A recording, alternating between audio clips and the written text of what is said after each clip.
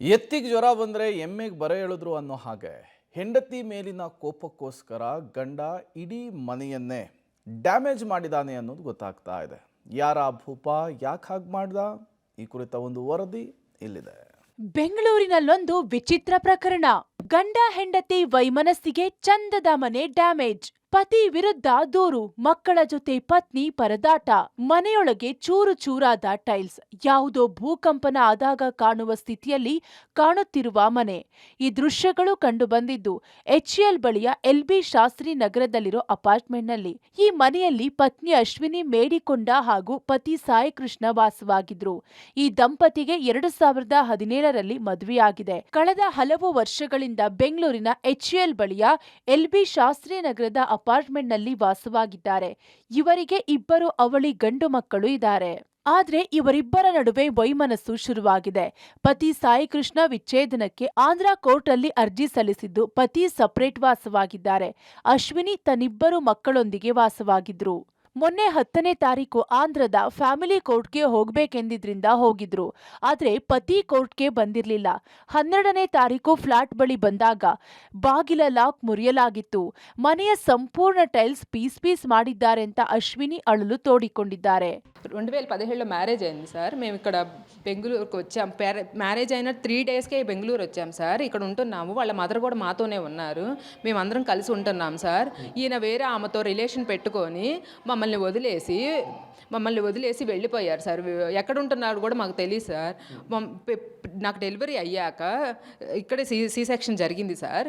First birthday కూడా చేశాడు sir పిల్లలకి. ఫస్ట్ బర్త్డే చేసి మీరు వెళ్ళలేదు, సాంప్రదాయాలు ఉంటాయి కదా, మీరు వెళ్ళండి అని చెప్పేసి మా మదర్ని ఫాదర్ని పిలిపించి నన్ను 2 పిల్లలతో వెళ్ళలేవు అని చెప్పేసి ఆయన బస్ దాకా వచ్చి వదిలిపెట్టి మమ్మల్ని మా ఇంటికి పంపించాడు సార్. పంపించిన వితిన్ 20 డేస్లో నాకు డైవర్స్ నోటీస్ పంపించాడు సార్. ఎందుకు ఈ నోటీస్ పంపించారని ఫోన్ చేస్తే, నువ్వంటే నాకు ఇష్టం లేదు, నాకు పిల్లలు కావాలి, నువ్వు పిల్లలు ఇచ్చేసి నీ దారి నువ్వు చూసుకో, నేను వేరే ఆమెని పెళ్లి చేసుకోవాలి, బిఫోర్ మ్యారేజే మాకు రిలేషన్ ఉంది, ఇప్పుడు నేను ఆమె కూడా డైవర్స్ అయింది, ఆమెతో నేను ఉంటాను అనేసి చెప్తున్నాడు సార్. భర్త రాలేదు సార్, ఎవ్వరు రాలేదు. వీళ్ళిద్దరు రిలేషన్లో ఉన్నారు. ఆ అమ్మాయి తర్వాత వెళ్ళిపోయింది. ఆ అమ్మాయి ఇంకా పెళ్ళి మరి వాళ్ళకి ఏమి గొడవలైందో తెలియదు సార్. ఆ అమ్మాయిని వదిలేసి నన్ను పెళ్లి చేసుకున్నాడు సార్. నన్ను పెళ్లి చేసుకొని నాకు అసలు ಈ ವಿಷಯ ಅಂತ ತಿಳಿಯದು ಸರ್. ತನ್ನ ಪತಿ ಈ ಮನೆಯಿಂದ ನಮ್ಮನ್ನ ಖಾಲಿ ಮಾಡಿಸಲು ಈ ರೀತಿ ಮಾಡ್ತಿದ್ದಾರೆ ಅಂತ HCL ಪೊಲೀಸ್ ಠಾಣೆಯಲ್ಲಿ ಪ್ರಕರಣ ದಾಖಲು ಮಾಡಲಾಗಿದೆ. ಫ್ಲಾಟ್ ನನ್ನ ಪತಿ ಹೆಸರಲ್ಲಿ ಇರೋದ್ರಿಂದ ನಮ್ಮನ್ನ ಮನೆಯಿಂದ ಹೊರ ಹಾಕಲು ಪ್ರಯತ್ನ ಮಾಡ್ತಿದ್ದಾರೆ. ಮಕ್ಕಳ ಖರ್ಚಿಗೂ ಹಣ ಕೊಡೋದಿಲ್ಲ. ಟಾಯ್ಲೆಟ್ ಕಮೋಡ್ ಸಹ ಒಡೆದು ಹಾಕಿದ್ದಾರೆ. ಮನೆಯಲ್ಲಿ ಒಂದು ಹನಿ ನೀರು ಸಹ ಬರ್ತಿಲ್ಲ. ನಮಗೆ ಯಾರು ಸಹಾಯಕ್ಕೆ ಬರ್ತಿಲ್ಲ ಎಂದು ತಮ್ಮ ಅಸಹಾಯಕತೆ ವ್ಯಕ್ತಪಡಿಸಿದ್ದಾರೆ. నేను వచ్చేలేకే అదే 11వ తారీఖు ఇంటికి వచ్చి బెంగళూరులో ఇక్కడికి వచ్చి ఇల్లంతా పగలగొట్టించాడు సార్. మొత్తం పగలగొట్టాడు సార్. పగలగొట్టేసి ట్యాప్స్ అన్నీ పగలగొట్టేసి కమ్మోడ్స్ అన్నీ పగలగొట్టేశాడు సార్. తలుపు బద్దలుగా పగలగొట్టుకొని వచ్చాడు సార్. కీ నా దగ్గర ఉంది సార్. నేను ఆంధ్ర వెళ్ళిపోయాను సార్. నేను వెళ్ళిపోయింది ఎలా తెలిసిందో తెలియదు సార్.